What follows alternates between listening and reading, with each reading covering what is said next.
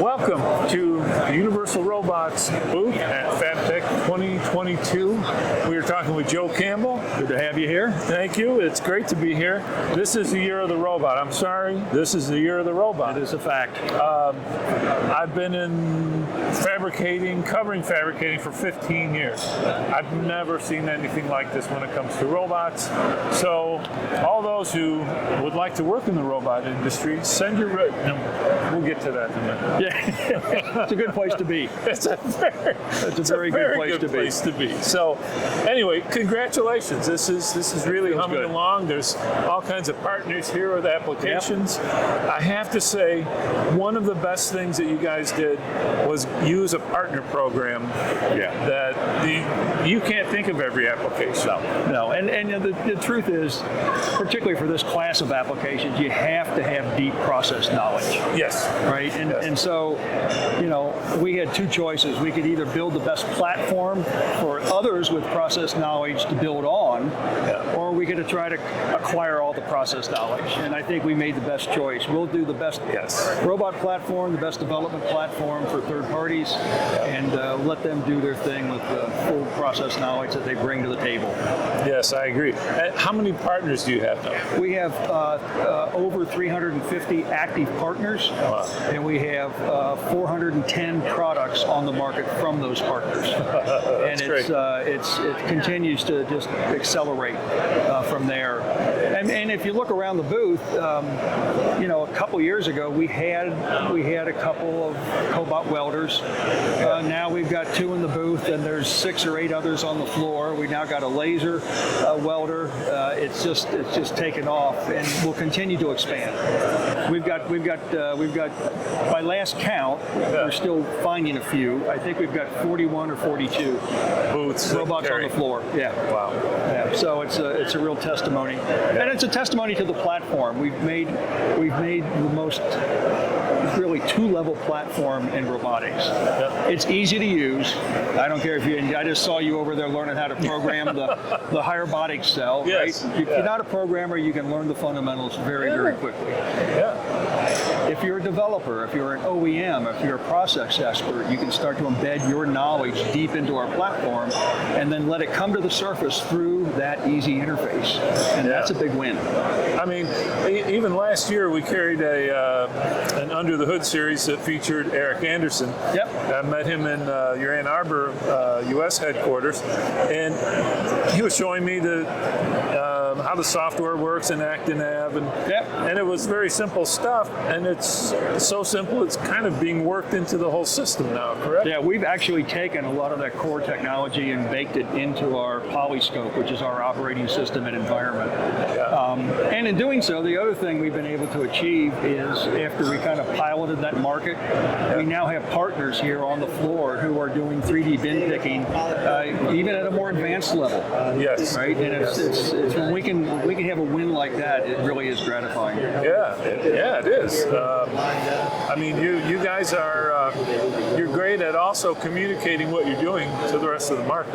Well, we have evolved this demo strategy for these kind of shows, right? And our strategy used to be weighted the other way. We had a lot of cobots that you could take the teach pendant and learn how to program. Yeah. And what we've done now is move towards a true solution strategy for our demos. Yeah. So we've got 9 demos in here. 8 of them are not ours, right? They're from partners, and they're all showing solutions. Yeah. And that has really worked well, because that's what this audience wants. That is what they want. They don't want abstract. They want to see something that can help solve their problem. Show me something I need. A big difference. Yep.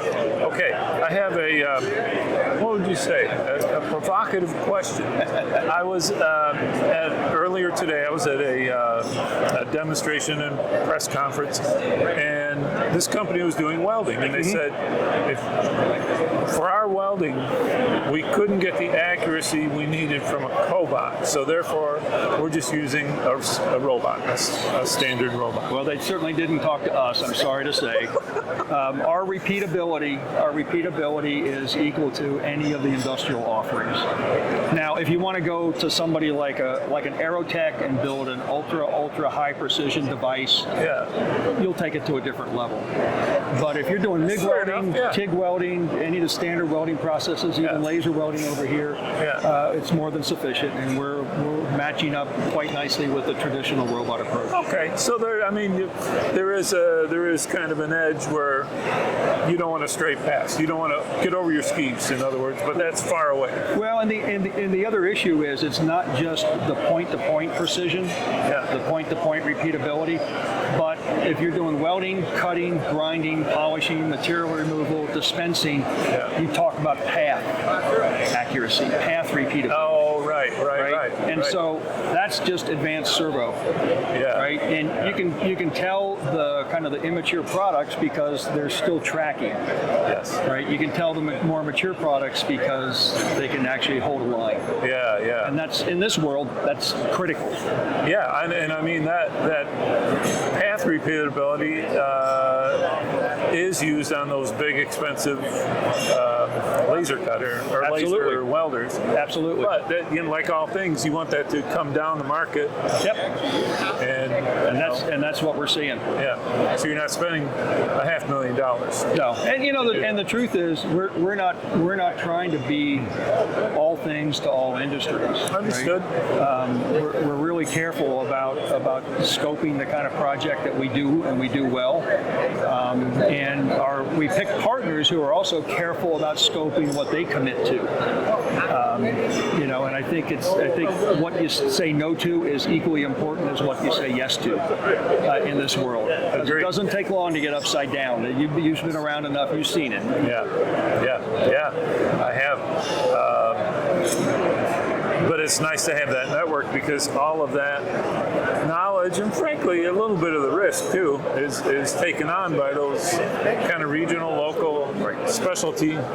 Some of them are very vertically oriented. And with their application expertise, the risk starts to really diminish. Agreed. And I think that's important. And that's why we have partners who are specialized in different welding processes. Some don't want to do laser, some don't want to do TIG. They're staying right in their swim lane, and that's fine. That's fine. I think it was at the IMTS show. Underbeck was gracious enough to spend some time with me looking at the Trump press brake and doing the machine tending. These guys, I mean, that's right up their alley. Well, actually, Mid-Atlantic has a great demo in the next hall, and they've actually got 3 cobots in their booth. Oh, really? Okay. Right? And that's starting to expand. I think the introduction of the UR20 is going to push that market out. And it's no different than what we're seeing in machine tools, right? The bigger the cobot, the bigger the machine tool you can service. And it's going to be the same on the press brake side. Okay. Good. What else? The future, I mean, Odins can only hold so many people, right? I got to say, I don't know where the cap is because we are incredibly efficient in our build process. It also helps because our product line is so narrow. Right? I mean, the traditional robot companies have typically had thousands of configurations, right? And we basically have 5. Okay. Right? And so when you narrow the product down that tightly, you get very efficient at building. It's a little bit like Southwest Airlines saying, guess what, pilots? All of our planes are 737s. And that's all we're going to use. So if you know how to fly that, you're home free. But it's also interesting to look at how much energy has come into that hub in Odense. Yes. Oh, God. It's tremendous amount. UR Plus Partners, UR, our sister company Mir. It really has taken a relatively small town, kind kind of in the outskirts of Denmark and turned it into a global powerhouse. Yes, absolutely. It'll be like Silicon Valley, only That's our robot Jutland. We'd be very happy with that. That would be wonderful. Yep. That'd be wonderful. Cool. But I think the other point that's worth making is the major issue that this market is facing is labor. And it comes in many different forms, right? It's either a skills gap or just the inability to hire anybody. And if you're in the welding business, you're having trouble, right? It doesn't matter what other facet of metal fabrication you're in. Our view is that is not going to abate. We are making very small gains at learning how to make manufacturing attractive to younger generations, and that has to continue. Right now, the baby boomers, of which I are one, we're retiring very fast. Yeah. COVID actually accelerated that retirement pace, and there are just not enough replacements coming into manufacturing from the younger generation. So, Deloitte projects the whole to expand from 1 million today. There's 1 million job openings in manufacturing. Wow. They project it to go over 2 million by 2030.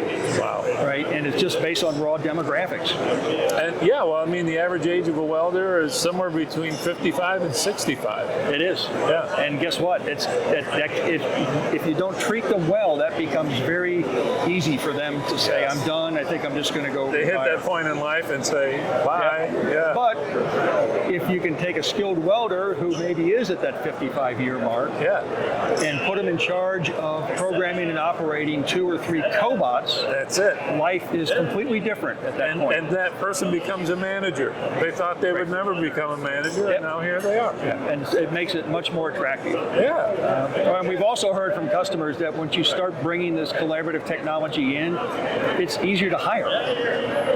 Because now you really you've changed the whole impression of what your factory is about. Yes. Right? It's now about technology. It's not just about, the traditional dull and dirty and dangerous jobs. Well, and when you and I were kids, there was no such thing as robotics class, that's for sure. No, sir. And nope. but a lot of people, young people did have that in middle school or high school, and now they're graduating. And you say, well, it's normal to have. Our education programs are exploding. Yeah. The number of people that are really getting direct hands-on training on collaborative products is incredible. Yeah. And now it's going to take decades to pay off. Right. But it will pay off. It will. I believe. It's a little bit like soccer in the U.S. We're still growing that sport, right? That's right. But it's going well. It is. Yeah. It is. Do you have anything specific that UR is doing in the schools, or like We have a whole EDU program where we're we're helping to equip schools not just with a cobot, but with a whole training center and curriculum to go with it. And so it literally will take any type of school, literally from a high school up to a 4-year college. They can really quickly accelerate up and be a fully functional training center. Oh, wow. Now, we also supplement that because we have an online training academy. We've had 150,000 people go through that training. Wow. It's taught in 16 languages. It's used around the world, and it lets you in just a couple hours understand and master the fundamentals of programming and operating the UR cobot. That's that whole ease of use paradigm. Yes. And so you supplement the online learning with the classroom training from the accredited institutions. It's really a big win. That's great. That is great. I mean, it's future thinking too. We're trying. We are definitely trying. Yeah. What can we look for kind of generally in the next, say, 5 years? Will you be in more markets? Will you be, it's probably all the above, but. It's a little bit all the above. I mean, the product line will continue to evolve. No specifics yet, but no robot company stays still very long. No, that's correct. You have to continue to evolve. I think the second thing you'll see is a continued expansion of the UR Plus partner program with more solutions. It's absolutely inevitable. I think that bodes well for all of us at this point. It really does. Okay. Well, good. Well, folks, folks, thanks for joining us. We had a great time talking with Joe, and we'll see you soon again. Enjoy the day. Thanks, Dave. Thank you so much. Great interview. Yep, best of luck. Appreciate it. Thank you. Okay.